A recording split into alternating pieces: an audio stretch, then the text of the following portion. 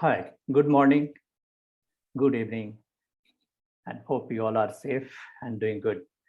Today, we are here for one of the important podcasts we are doing today. And the speaker for today podcast will be Jeff. Jeff doesn't require any introduction. He have been thought leader and part of MergerWare key team member, where he's leading M&A and people integration. And that's why we invited him to talk about his experience. The today topic we have selected is what are the common M&A pitfalls we have? And these 7 mistakes we have identified, which is in people integration. Most of the time it happens. I know list of 7 is too less. There are a lot of other things, but then we are here with Jeff to make sure that we go and discuss more in detail about his experience. Welcome, Jeff. Hope you are good. I am. Thank you. Appreciate you having me here today. Yeah. So if you give some background about yourself and to the audience, that will be good. Absolutely. So as was mentioned, Jeff Black, I am the leader of Mercer's M&A advisory services business, both globally as well as for US and Canada. I've been focused in the M&A area now for going on 8 years, but in the advisory services business for quite some time. So look forward to sharing not just my experiences, but the team that I lead globally and the things that we've seen around some of these issues with people integration. Yeah. So Jeff, I have a couple of questions that I wanted to start, some of the basic questions which we have in our mind, which we wanted to really understand from your perspective, how we have, managed. And really, these are the key challenges what we have been facing in industry in M&A. So my first question to you, Jeff. So if you look at what we understand that, HR confirmatory due diligence during the people integration is missing. So this is what we have collected. What is your view on that? And if you can share some of your, past experiences and the deal, what you do, if you can share with our audience. Absolutely. And actually happy we're starting here because I do think that a lot of what happens or doesn't happen in terms of the success of integration around people issues or any other issue has a lot to do with the beginning of the process, how you set that up, what you do, et cetera. We did some research last year talking to different deal professionals, and it was interesting. Almost half of them indicated that they don't quantify or factor any people risks into their financial models, which the financial models are obviously the very first things that get put together. So if you're not quantifying or putting it into the models, then you're probably not being very rigorous about it up front. So, I think the notion of including it so that you can think about these issues proactively and early in a deal. One thing that I would maybe throw out as a best practice to folks that are listening is to really think about whenever a deal comes up as an initial kind of deal thesis is being created, is there a people element to that deal thesis? Are you thinking about what you're going to need from people, the kinds of people, the skills that you're going to need, et cetera, to make the deal successful, to support the deal, and start from there. And then obviously have a process that works from there to sort of test that theory. But we often see in the deal thesis, there isn't kind of a specific piece related to people. And I think that that's a really key kind of start point and consideration point from our experience. Mm-hmm. Good. So I think there is another question which comes to my mind. So whenever I was involved in any M&A deals, I realized that, there are enough people in the team to start.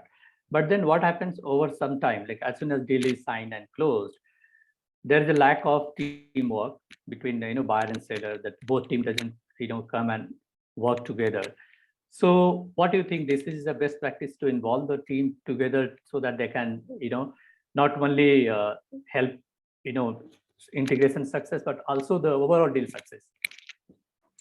Yeah, and you're right. It is. I mean, it is a challenge, right? As you kind of go through the deal life cycle, it starts typically quite small, and then people get added, right, at different places. I think with that, and I think just in general, whether it's the team involved in the deal, or if you think about the impact on the employees, et cetera, I think one of the things that's always, a little bit of a concern to people when there is a deal is it's the unknown, it's the not knowing, right? So I think trying to be, as people are brought in, as transparent as you can possibly be in terms of where you are, what you've sort of figured out, what you haven't figured out. But I think also a transparency of looking at what you're trying to achieve with the deal. What are the objectives? What are the things that we're trying to achieve?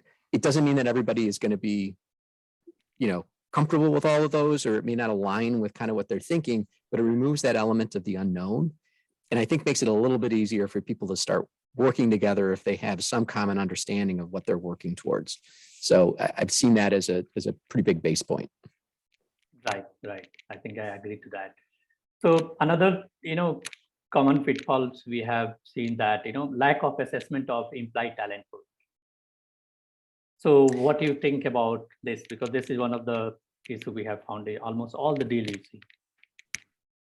Yeah, and it's interesting, I think viewing it today and maybe traditionally, I agree with you, traditionally not a lot of time spent, or if it was, very narrow. I think if you think about just outside of deals and in general, the labor market and the competition for labor and all those kinds of things that organizations are facing in general, it makes it even more critical that there is an approach to this, right? And it's really understanding the people, getting the right people in the right jobs, getting those kind of jobs organized and structured in the right way to desire goals. There's a lot of components that go into it from that standpoint. But, I would say that, one of the things that we're focused on as an organization, and we've developed some methodologies recently, is really trying to give people an insight when they're looking at a target, understanding sort of the skills profile of the group. What does that look like? Where are the different skills, sort of situated? How do those skills compare to kind of a comparator group or externally? So you can understand sort of the uniqueness. And then the other angle that I think gets worked into it is, you're sort of looking at it status quo, but you're obviously in the deal trying to create something new and different. There's a future you're trying to get to.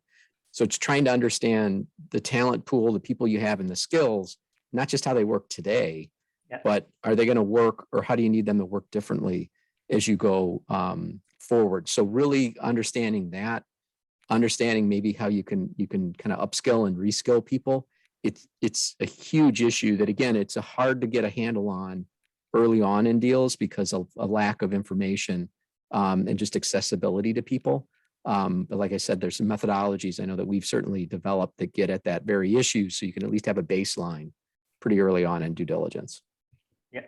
So I think I'd like to add another question to it. So how generally you tackle this? What is the best practices? One or two best practices, if you can share with our audience, that will be good. Yeah, so I think there's a couple things. One is when you are in those early stages and you don't maybe necessarily have direct access, I do think is trying to, and this is going to probably come up in a couple other topics too. There are ways where you can start to get some directional insight to different topics by looking at different pieces that are publicly available. It doesn't give you the answers, but it starts to at least allow you to sort of frame out the issue and start to understand maybe what you need to probe around on or things like that. So don't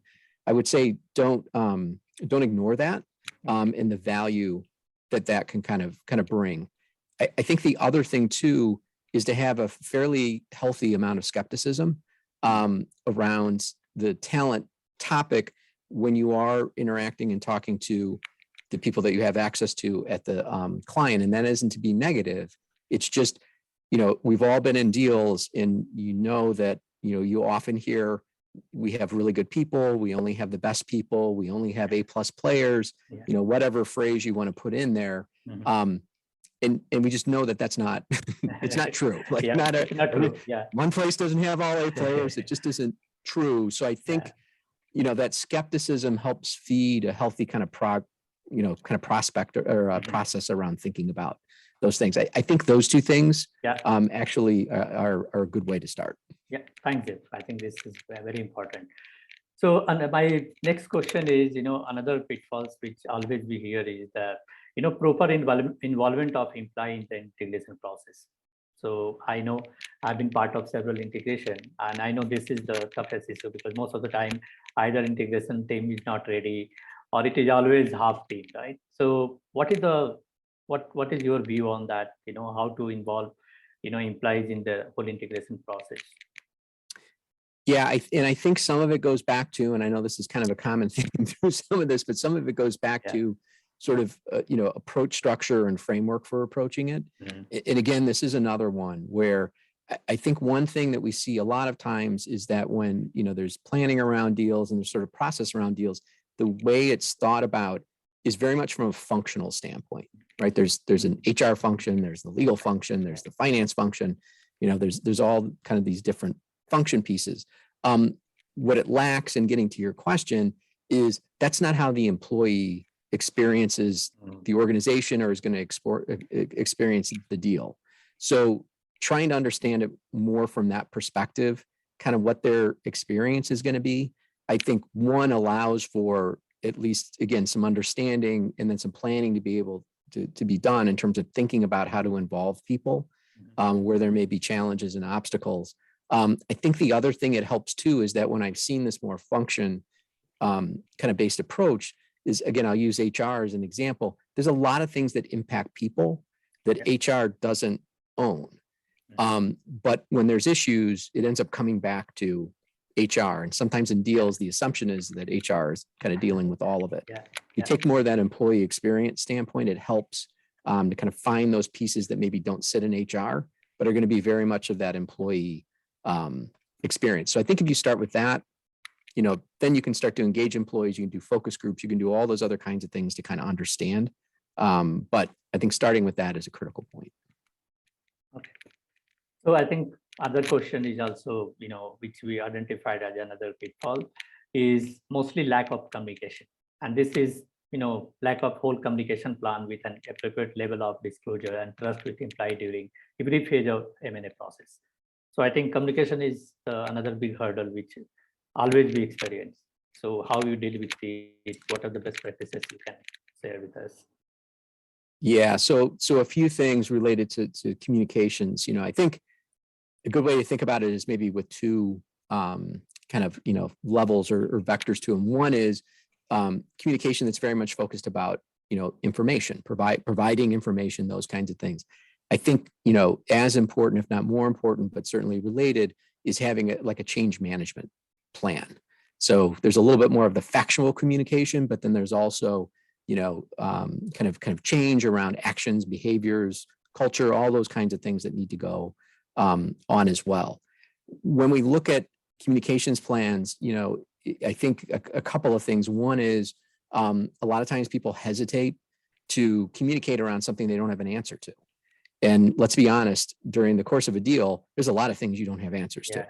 And I think that's it's a big mistake because people fill in blanks with bad things. They never assume something good's going to happen. It's always bad, right?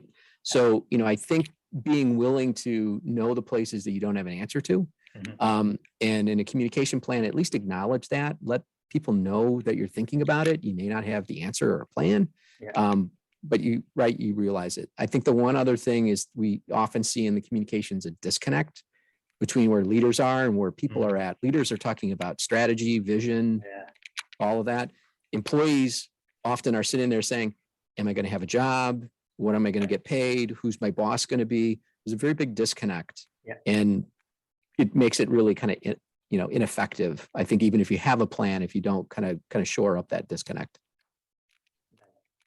I think I fully agree because I have seen in most of the deals, even we have information, either sometimes it's too much information or people are not aware. So this disconnection between leadership team, the strategy team, and people who are at the mid-level and lower level in the organizations, always this is a big disconnect. So my next question is another, very important one is not enough importance being given to leadership assessment for the long term. So if you look at the leadership team, we need to think about long term, what is the assessment, how to assess, what is the best way to do it. So what do you think? Yeah, it's a great point. And I alluded to our delivering the deal research report when we looked at, and asked deal professionals kind of what the key issues were that they were concerned about from a people related standpoint. Leadership assessment / alignment was number one, which makes a lot of sense. And again, I think that assessment, but that second piece I said alignment, I think that alignment piece is really, really the key of trying to understand, because a lot of times we'll see assessments and it's sort of an assessment of skills and current skills. Sometimes it gets looked at from the standpoint of those skills and sort of how the team is going to align with each other and kind of work with each other. And there isn't always a look to see, okay, how does this align with the deal and what we're trying to accomplish with the deal and what we need from the leadership team from that standpoint. But there's also, and I think you alluded to this, there's a kind of a current, like real-time view on that, but then there's also the future needs too, right? So there's a lot of different angles, I think, that need to be looked at and kind of figured out from that standpoint. And again, I think the other components is that you can't stop with the assessment. Once you kind of figure out the assessment and you get those things lined up, then it's really also operationalizing it and translating it into then what's the right structure, what's the right organizational design types of things, so that you reinforce what you need out of the leadership. But as you start to build in kind of, the levels that are 2 down, 3 down, 4 down, you've got a structure that start to reinforce some of the things that you need from the organization overall, certainly at the leadership team, but throughout. So yeah, I think doing it's important, but then I think there's kind of some levels that maybe don't often get viewed. Right. I think then it's proper to say that during the deal time and thinking beyond how this leadership will evolve and, again, evolve, realigned and involved. Yeah.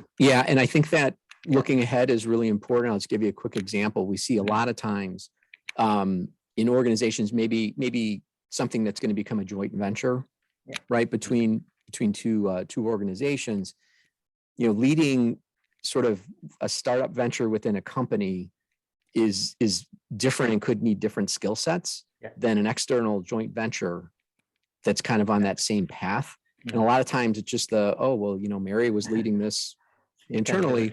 Mary can lead it, when it's a joint venture externally, maybe, right? But it's worth kind of stepping back and thinking about it. It's not an automatic that those translate to every situation. So. Right. Got it. Thanks, Jeff. So I have another, in my list is lack of culture plan to integrate to organization as a single entity as soon as deal is done. So I know this is a very broad question, but I would like to really hear from you, your point of view. Yeah, and to me, culture is maybe the most important thing, because again, it depends on what your definition of culture is, but at least as we define it, it's very practical. It's just basically it's the unwritten rules of how work gets done in an organization. It kind of creates the operating environment. And so, I think being aware of those things is critically important. When you look back on deals that struggle, it's typically around issues that are kind of operating environment, culturally driven.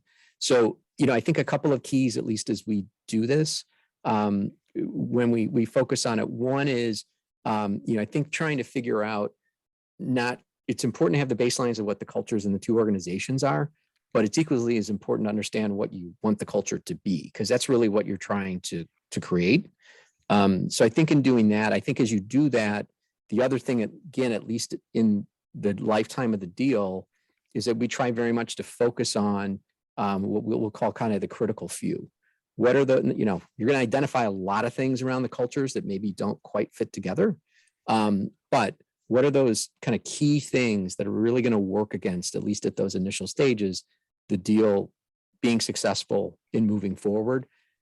Having a plan, prioritizing, focusing on those, and then, kind of moving forward from there is really important, because sometimes you can just get so overwhelmed from that standpoint. I think the one other thing that is really important as you think about culture, as you're trying to change it, et cetera, is as leaders, especially, the importance of what's said versus what actually gets done or reinforced just cannot be overemphasized. We've seen a lot, again, of time spent around defining a culture, communicating a culture, all of that, it gets out there.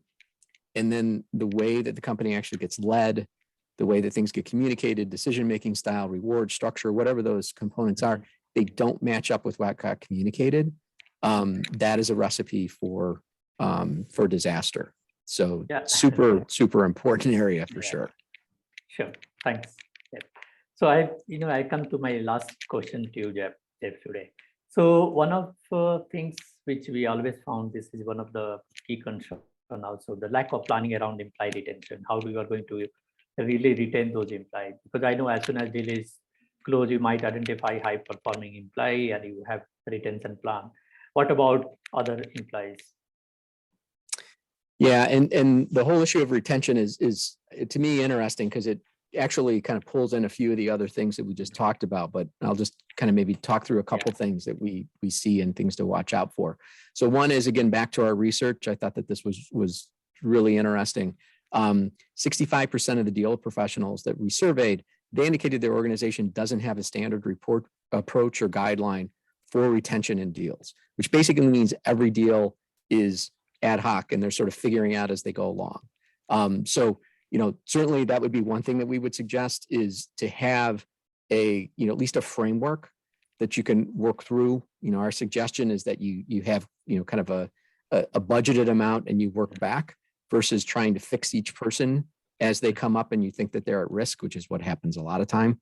You usually end up overspending and kind of underperforming in terms of what you'd like to get out of it. One other, I think, really interesting stat related to retention is that as we looked again at our research, after the first 3 months after a deal, there was about a 10% attrition rate of the key. This is key talent. You get 12 months out, it was a 30% attrition rate. So almost a third of the key talent within a year of a deal on average is gone. Yeah. How deals work in that environment is beyond me, right? It's really critical. So again, I think paying attention to it, having a plan, I think also understanding that retention is about more than just dollars. There certainly is a big financial component, but there are things related to culture change, opportunities. What are the other opportunities that I get here, et cetera, that need to be taken into account as well. We had one client that we worked with who was buying a smaller organization. It was very important for them to keep people. They were really trying to figure out, what can we do? And they were figuring out that retention budget. In our work that we did, what ended up surfacing is that probably the biggest attractor of the employees that were at that company being hired, this was pre-COVID, was the flexibility around working from home. And the acquirer, that was actually one of the first things they were going to get rid of, not because they were against it, like they just didn't think it was important. That would have triggered all kinds of retention issues because it was a really big differentiator. So it's often not money. It's often other things. And so you need to kind of think about it from that standpoint. Yeah. So example you give, Jeff, that, they did not think about work from home, maybe what region which company did not really identify those. So why they missed that? Because in my opinion, that time, I think most of the employees were working from home and this was not considered as a, component for retention. However, I think that this was one of the points during last 2 years, retaining employee, by giving them work from home. So what was the reason they didn't give? There was any specific reason, or they just missed this as a part of planning? Yeah, I think there were two things. One, again, the buyer, that just wasn't so what they were buying was a little different business than theirs, and so their in their business, like it wasn't anything that people viewed important. In fact, it probably was something that they couldn't do very easily. So it really just wasn't anything that they were thinking about, quite honestly. And so it didn't occur to them to kind of ask, at least in the preliminary discussions that they had. We were able to get at it with some interviews that we were doing around culture and around some other things where it started to surface. So I think that was part of it.